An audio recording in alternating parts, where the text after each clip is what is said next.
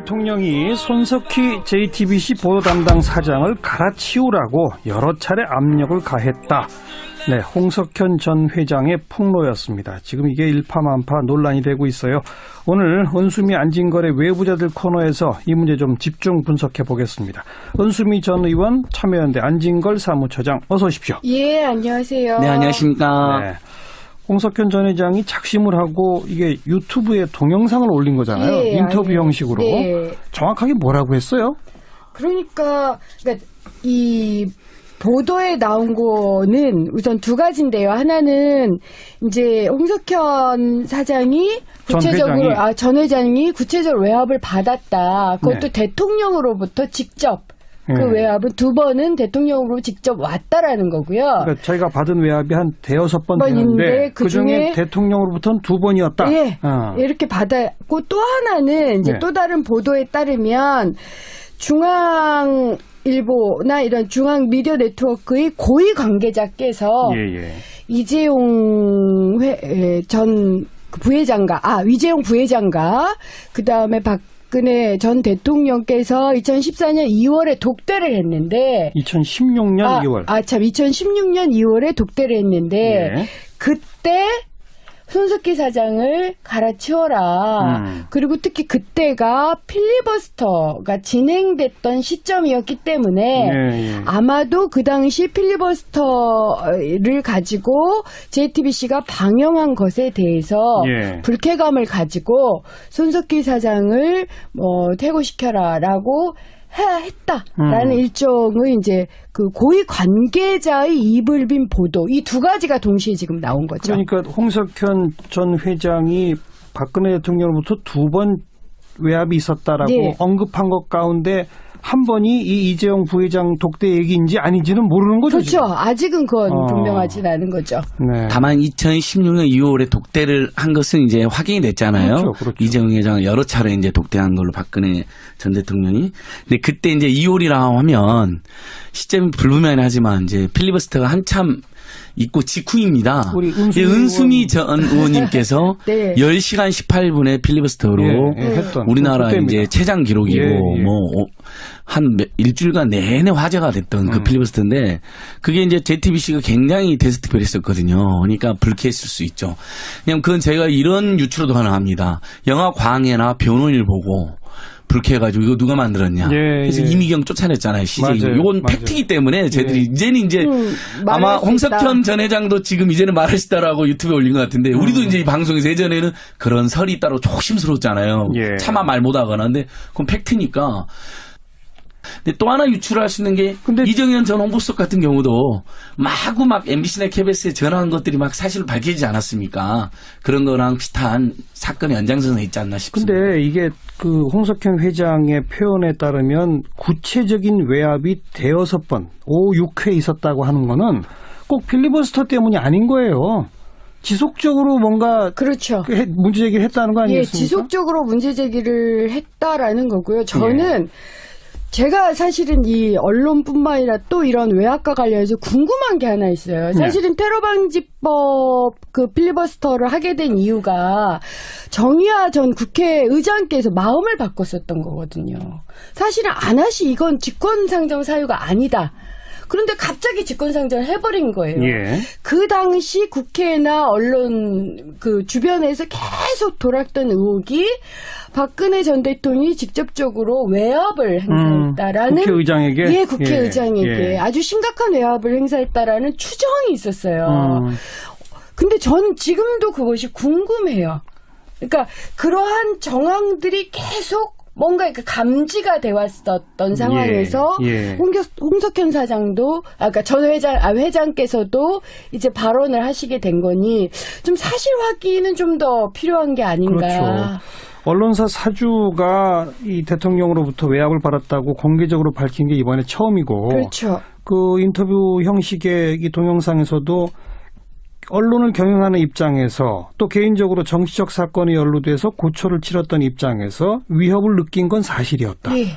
분명히 엄청난 압박을 받았다는 거거든요. 그럼 위협을 느끼게 돼요, 사실은. 이걸 경험했던, 심지어는, 저 같은 경우는 그 예전에 국회의원이 되기 전에, 그때는 이명박 정부 시절이긴 했지만, 원장을 통해서 외압이 있었다. 그러니 칼럼을 그만둬라. 라는 얘기를 들으면요.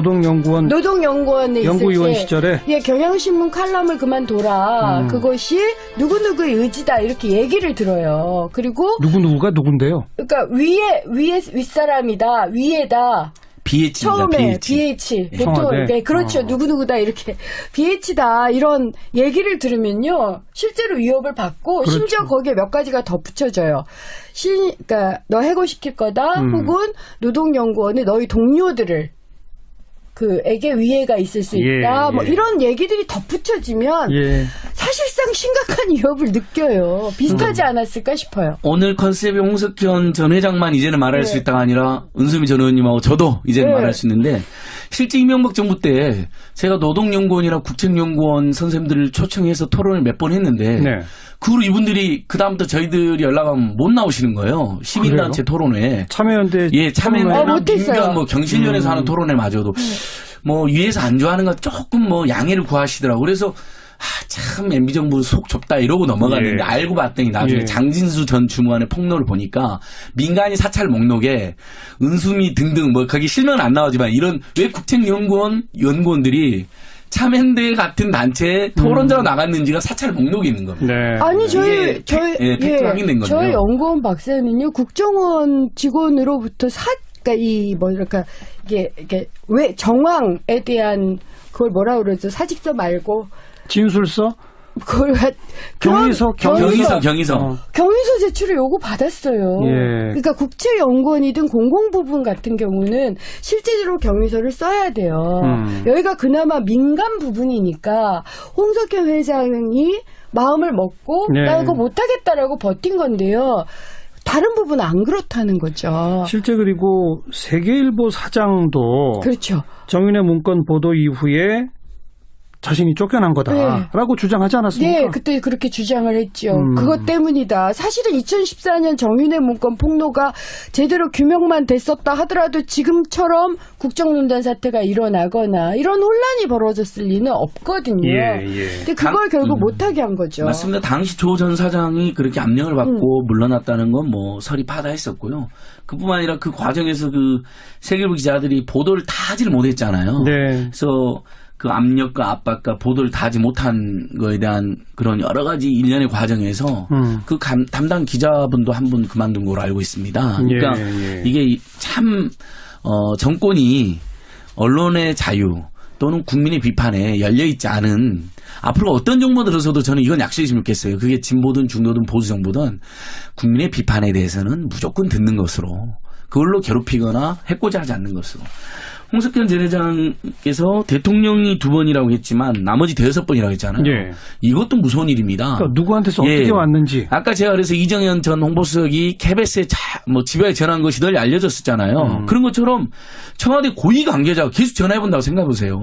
그것도 뭐 예를 들면 방송 문화 영역을 다루는 수석이라든지 이런 사람이 동원되면 방송국 경영하는 입장에서 언론사 경영하는 입장에서 여러 가지로 신경이 쓰이고 겁이 날 수밖에 없죠. 결국 그리고 우리가 더 이야기를 할 부분이 이재용 회장이 안 먹힌다. 이재용 부회장이 홍석현 회장한테 압력이 안 먹힌다고 하니까 박근혜 전 대통령이 광고를 끊으라 그러면 이렇게 이야기했다잖아요. 그렇습니다. 그러니까 권력으로 몰아내거나 아니면 광고로 몰아내거나 돈으로 돈으로 몰아내거나 아니면 그리고 실제로 정보기관 동원해서 뒷조사하거나 이 세 가지를 동원하는 거거든요. 실제로 중앙미디어 네트워크 고위 관계자는 그 후에 삼성 광고가 뚝 끊어졌다는 거 아닙니까? 그러니까 JTBC는 0%, 중앙일보는 30%. 이렇게 그래서 전체 중앙미디어 네트워크 계열사는 기존과 비교해서 50%만 광고가 집행이 됐다는 거죠. 이거 굉장히 심각해요. 그렇죠. 이렇게 되면 임금이나 이런 걸 줄 수 없는 재정적 위기까지 되고요. 사실은 유신 때도 동아일보 백지 광고 사태가 있지 않았습니까? 그때도 광고를 끊어가지고 그때 이걸 보시던 분들께서 애독자들께서 자기 돈으로 협찬 광고 했었죠. 그래서 겨우겨우 버텼다. 그러다 결국 동아일보가 바뀐 거 아닙니까? 그래서 많은 국민들이 아마 우리 청취자들도 지금 JTBC 요즘 삼성 광고 못 본 것 같은 이야기 할 거예요. 실제로 올해 들어서 거의 광고가 없는 것으로 파악되고 있습니다. 예, 저 광고계나 언론계 저도 여기 오기 전에 물어보니까요. 실제 그렇다는 거예요. 그리고 저도 집에 갈 때는 항상 CBS 라디오 듣고 집에 가서 TV 볼 때는 JTBC 자주 보는 편이거든요. 특정 방송 이야기해서 그런데 삼성 광고 거의 못 본 것 같아요. 그러니까 그때 시작된 압력이 지금까지도 이어지고 있는 거로 봐야 되는 아니, 거죠. 대통령 구속까지 됐는데 여전히 그래요? 그러니까 이제 홍석현 전 회장 말씀으로도 태블릿 PC 보도 작년 10월 24일 날 나가가지고 청와대 그런 박근혜 신문 게이트의 상당수가 드러난 이후에는 압력이 거의 잦아들긴 했는데 권력의 힘이 빠지니까 어쨌든 힘이 예. 빠졌어도 예. 그 아직 황교안 대행 체제가 있는 것이고 또 그런 그 박근혜 정권이 아직 남아 있는 거잖아요. 대선이 아직 안 끝났기 때문에 그 관성의 힘이 일부 작용한 거로 봐야 될 것 같습니다. 네. 아무래도 이제 좋은 정보로 정권 교체가 된다 하면 언론의 자유나 이런 치졸한 짓, 정보기관이나 돈으로 특정 민간 기업을 피를 말리는 일을 예. 못하게 하는 관행이 완전히 정착되면 거기 따라서는 이제 예를 들면 광고가 되면 하는 거고 광고 안 되면 안 할 수도 있는 거잖아요. 그런 정상화가 될 것 같습니다. 언론 노조가 이 홍석현 전 회장의 영상을 보고 나서 논평을 냈는데 네. KBS나 MBC, YTN, 연합뉴스 이런 데들은 엄밀히 말하면 국가의 자본으로 운영되니까 그렇죠. 자기들 마음대로 사장을 바꿀 수 있다.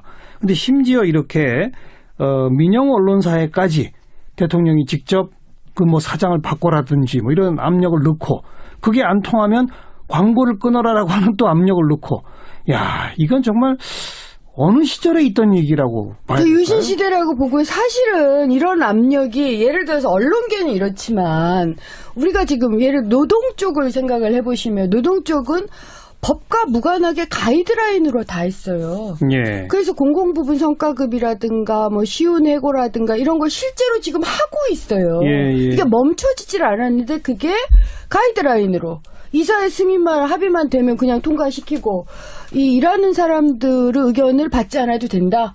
이런 얘기들이 그냥 돼버린 거잖아요. 예, 예. 그와 비슷한 게 아닌가. 이건 거의 뭐 유신 시대라고 봐야죠. 여기에 무슨 헌법이 있고 민주주의가 있겠습니까? 그냥 박근혜 전 대통령은 말씀이 계셨던 거죠. 예. 그러니까 CJ 이미경 전 부회장을 내쫓는 과정 정말 집요하고 무섭게 다그친 거거든요. 그다음에 홍석현 회장 전 회장을 다그쳤고 손석희 앵커를 쫓아내려고 하다가 현재 진행형인 게 일부 남아있는 거 실패하긴 했지만 네. 이걸 보면 우리 CBS에서도 계속 미디어 비평도 다루니까 KBS, MBC, YTN, 연합뉴스 사장은 얼마나 쉽게 갈아치웠겠습니까?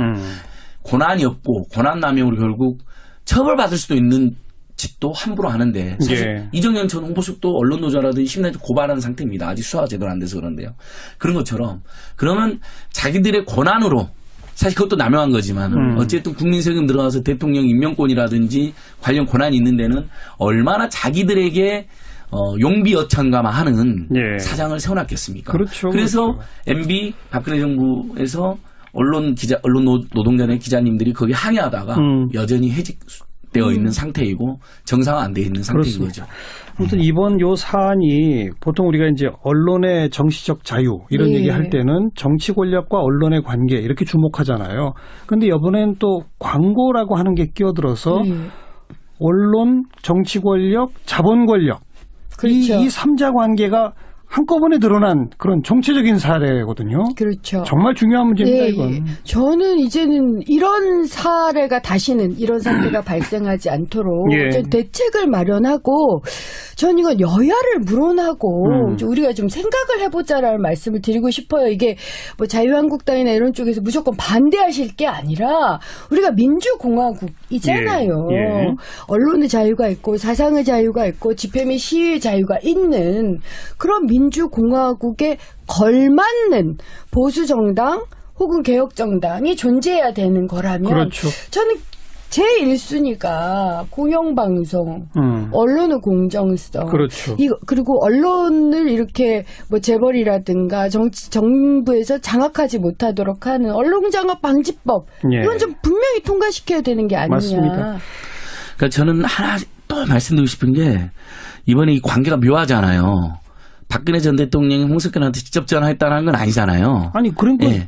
직접 전화했는지는 그러니까 확인되고 있잖아요. 확인되지 않지만 어쨌든 확실한 것은 이재용 부회장을 통해서 왔다는 건 이제 하나는 확인됐잖아요. 그거 하나는 확인이 예. 되는 거고. 이 관계가 웃기잖아요. 그러니까 그러면 박근혜, 이재용은 독대에서 얼마나 은밀한 이야기를 많이 했다는 것입니까? 네. 그러니까 이미 기소돼 되어 있지만 뇌물 관계로.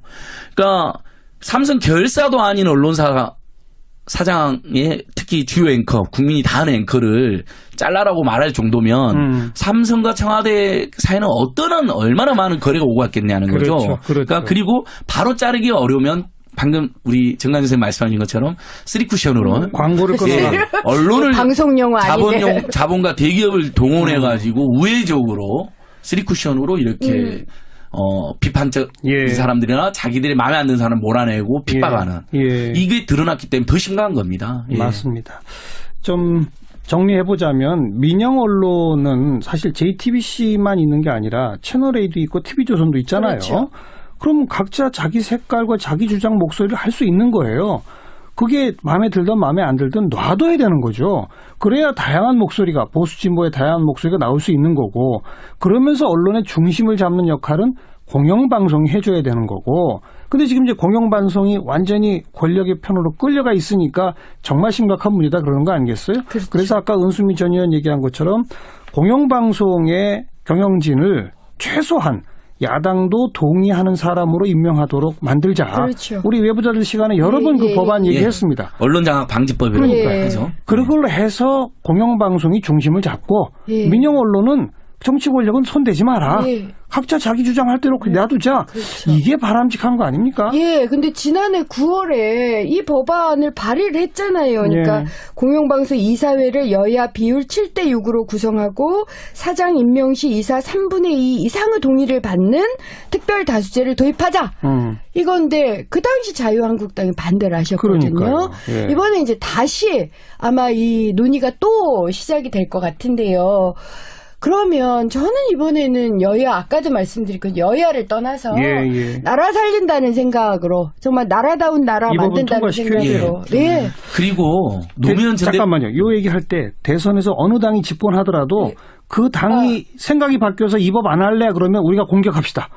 그럼 그건 말이 안 되는 거예요. 그럼요. 그건 어느 당이 예. 그렇죠. 어느 당이라도 그러니까 지금 집권 가능성 높은 어떤 야권 분들이 되자마자 이거 안 한다 그러면 저는 이건 아니에요. 천하의 용서 못 받을 그렇죠. 행동이라고 생각해요. 네. 절대 그래서는 안 되고 네, 저는 이런 생각이 갑자기 드네요. 참 이렇게 구시대에 있었던 기업체 회장을 만나서 언론사 사장을 자르라고 지시하고 말 안 들을 텐데요 하니까 그럼 광고를 자르라고 말하는 그러다 보니 감옥 간 거 아닌가?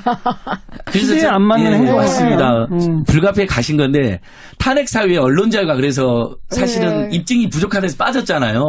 한 번 더 탄핵한다 하면 이거 꼭 들었으면 좋겠어요. 예. 세계불뿐 아니라 JTBC에 그리고 특정 대기업에 대한 그 몰상식의 행태 저는 예. 특검해야 된다고 생각해요. 다시 한 번 더 특검해야죠. 예. 있을 수 없는 일 이제 다시는 벌어지지 않도록 이번에 정말 쐐기를 박읍시다. 네. 이 정도로 정리합시다. 은수미 전 의원, 안진걸 사무처장 수고하셨습니다. 네, 네, 감사합니다. 고맙습니다.